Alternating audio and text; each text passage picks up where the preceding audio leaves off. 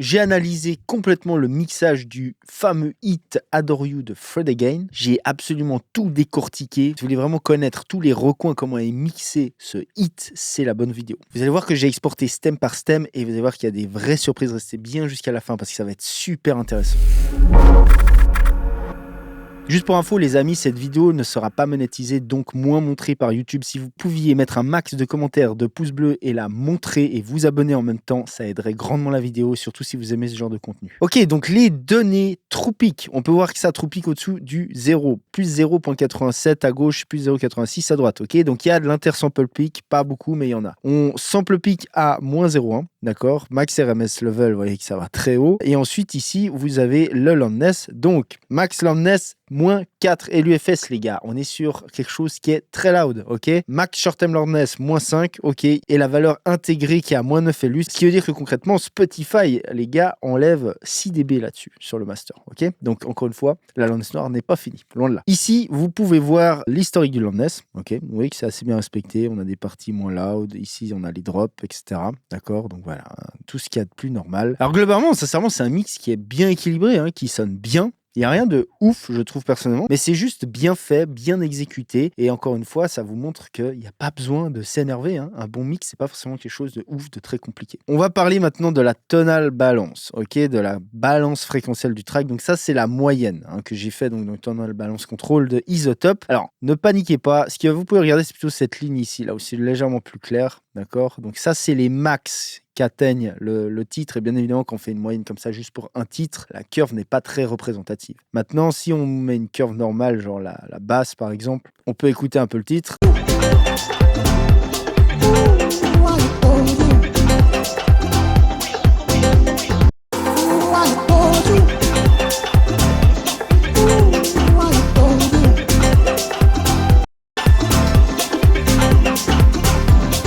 Ok, comme vous voyez, un mix très équilibré, sincèrement qui tient bien. Il y a vraiment ce qu'il faut là où il faut. Dans l'ensemble, c'est très bien exécuté, on va pas se mentir, hein. Maintenant, écoutons un petit peu ce qui se passe entre le M et le S. Qu'est-ce qui est mono? Qu'est-ce qui est corrélé différemment de gauche et droite? Vous allez voir que c'est assez étonnant. Ce que vous allez voir représenté ici sur l'analyseur, c'est le mid. Et quand je cliquerai là et que c'est affiché side, on va voir le side. Et regardez bien ce qui se passe. On regarde d'abord les mids.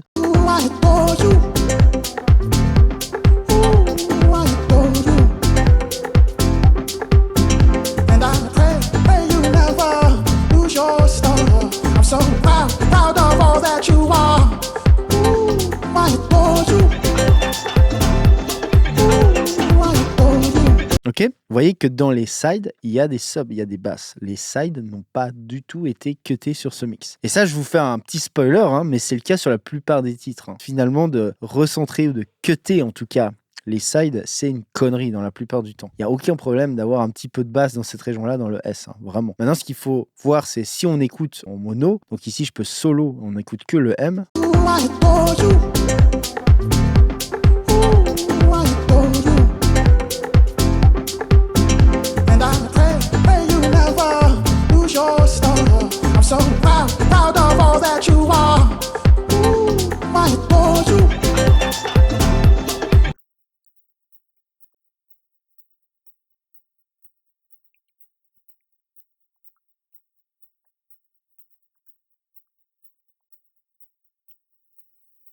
Donc là, on peut remarquer quoi? On peut remarquer que la voix, globalement, est mono. La voix centrée, hein, qui est présente, qui est le plus devant. Ça, c'est full mono, hein. Ok, ce qu'on entend dans le S ici, c'est la reverb de cette voix.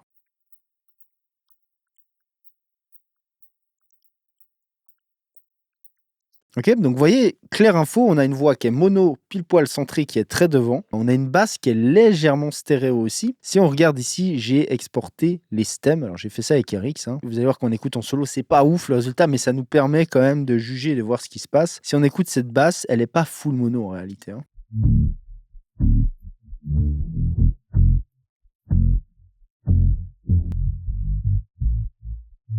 Ok, la basse est stéréo, il y a du S, la basse va un petit peu dans le S si vous voulez. Et donc ils ont choisi évidemment de ne pas couper ça ensuite au master, ça n'aurait aucun sens. Ok, donc on peut faire de la basse du sub stéréo, c'est pas interdit. La preuve en est, un des plus gros titres du moment qui est le plus play partout, contient des subs dans le S. Si vous voulez d'autres vidéos de ce genre où on analyse des tracks du commerce, peut-être par exemple l'arrangement de A à Z. Il y a beaucoup à dire là-dessus aussi. Faites-moi un max de commentaires, explosez-moi ce fucking pouce bleu et on vous fera ça par la suite. Donc écoutons un petit peu le mix et on va décortiquer ensemble ce qui se passe.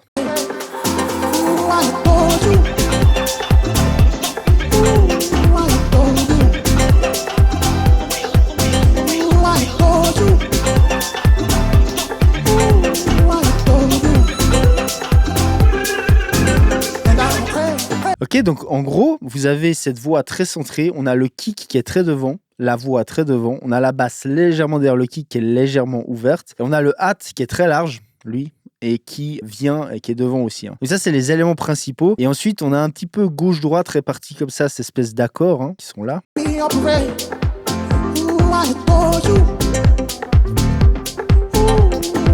Ces accords sont stéréo, mais ils sont un peu placés sur la gauche, comme ça, en gros. Et après, on a la réponse à ça, qui est l'espèce de... Moi, j'appelle ça un stab, mais c'est une espèce de guitare ou je ne sais quoi, là.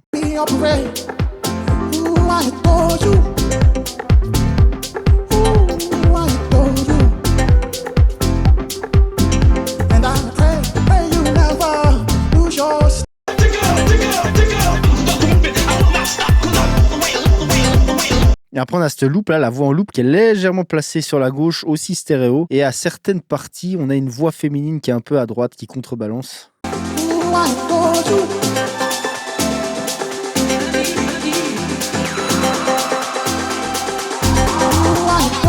Ok, donc vous voyez, clairement, on peut écouter la voix en solo. Légèrement parlé à gauche, là il y a le main lead. I'm so proud of all that you are.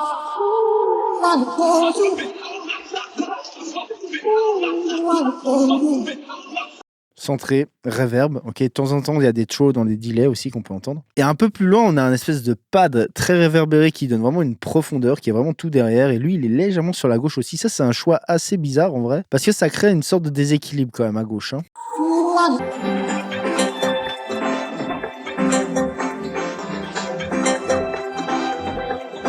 Si on écoute les drums en solo,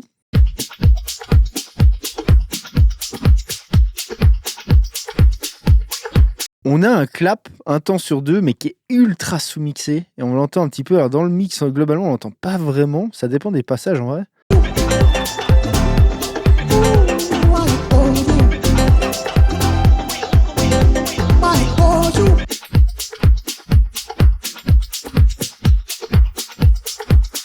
On entend un petit peu. Alors, je pense que c'est intentionnel, évidemment. Et si vous voulez le clap plus fort, il l'aurait mis plus fort. Mais voilà, c'est des petites choses qu'on peut entendre. Et on a aussi une sorte de congas à un endroit, une sorte de rimshot congas là.